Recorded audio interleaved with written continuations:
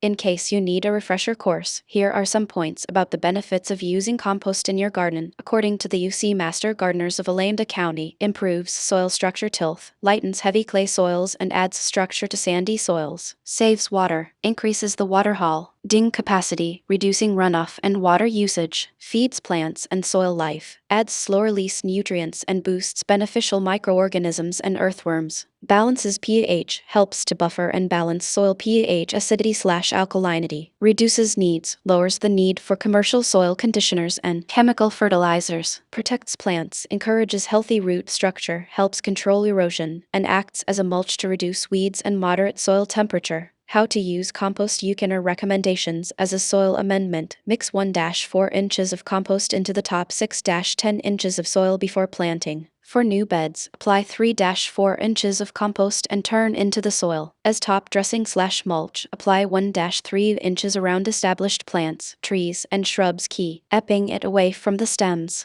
For lawns, spread a 1-2 inch layer of compost over the lawn in the spring. When to apply. Fall is best for improving soil structure, but it can be applied in spring to prepare for planting. Materials. Composting kitchen and yard waste helps prevent landfill waste and acts as a nutrient-rich fertilizer. From Beyond the Garden Basics, the no-turn, easy compost pile. For the snarkies among you who answered, and compost mulch provides a place for cats to poop. Hey, get your head out of the toilet. We covered how to thwart that in a previous newsletter. But if you think composting is a lot of work, what if I told you that you can make compost using just 2 ingredients, and you don't have to turn the pile, ever? Now that I have your attention, here's what Kelly Hallenbeck and Judy McClure had to say in a recent Sacramento County Master Gardener newsletter. The average person in the U.S. consumes about 3 cups of coffee per day, with landfills receiving 75% of those spent coffee grounds. Deep in landfills, grounds are robbed of oxygen, so they cannot decompose aerobically like they do in a compost pile or worm bin. Instead, coffee grounds are subject to anaerobic decomposition that can produce large amounts of methane.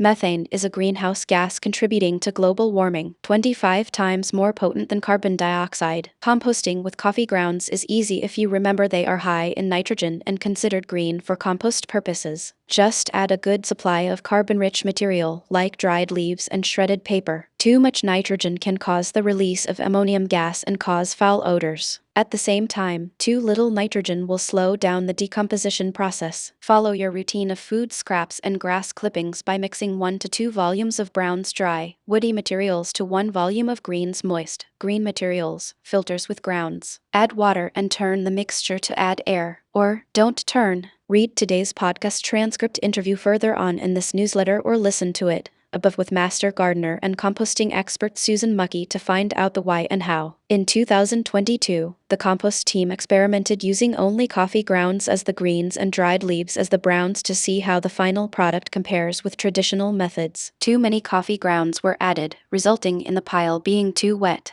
The compost team is trying again with a bin made of a hog/chicken wire ring. The pile was demoed at the March 2026 Open Garden. During your next folk visit, stop by the compost area to check on the process. How can you help to keep coffee grounds from entering the landfill? Just think, by adding grounds to your compost, you will be reducing waste and protecting our environment, all the while having your coffee too. A 4x5 sheet of 6-inch concrete reinforcement wire CRW wrapped end-to-end forms a cylinder roughly 19 inches across and 4 feet tall, plenty of structure. To hold a season's worth of material while letting air reach the pile from every side. Take a bag or 2 or 3 for your home garden during open garden days. Small changes add up over time. The wire ends along the seam can be secured with several zip ties through the opposing squares to lock it shut, so no special tools are needed and you can pop it open to turn the pile, if necessary. The chicken wire or 1/2 hardware cloth liner goes on the inside of the concrete reinforcement wire cylinder so it's held in place by the pile's outward pressure rather than fighting it. That fine inner layer keeps loose material from spilling through the big 6-inch openings while still letting the whole bin breathe.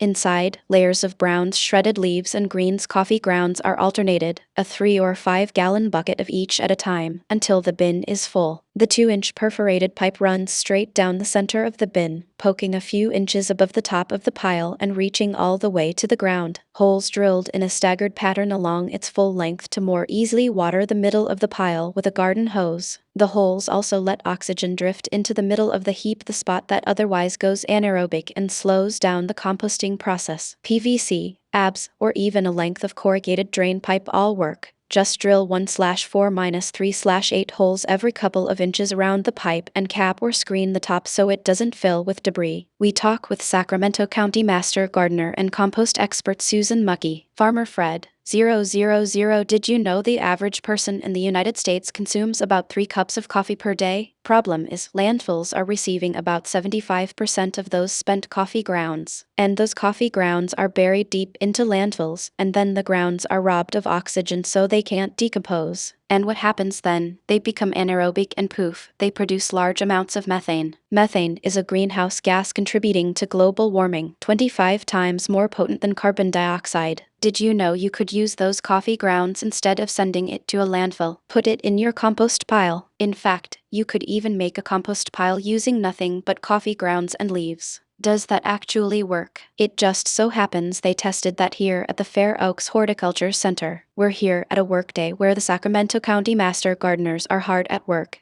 and we're talking with Composter Supreme Susan Mucky, Master Gardener. And Susan, you did a little experiment back in 2022 on this. Susan Mucky, 108. Yes, we did. It was great. We took the tomato cages, which were pretty big tomato cages. They weren't like the little skinny ones. And then we put chicken wire around them, and we started this in November. And actually, if I were to do this again, I would probably start it as early in the fall as I could, especially as soon as I have enough leaves to fill up a tomato cage. And then the hunt begins. You can go to Starbucks or some of the other places if you don't drink coffee, and just use, I would say, 50-50 ratio of coffee grounds and leaves. And what happens is by 6 months, if it rains and if it doesn't rain, you're probably going to have to water it a little bit. But if it rains, you're going to have incredible compost, the most beautiful I have ever seen. Farmer Fred, 202. Let's talk a little bit about the tomato cages you used. I think we're standing next to one of them.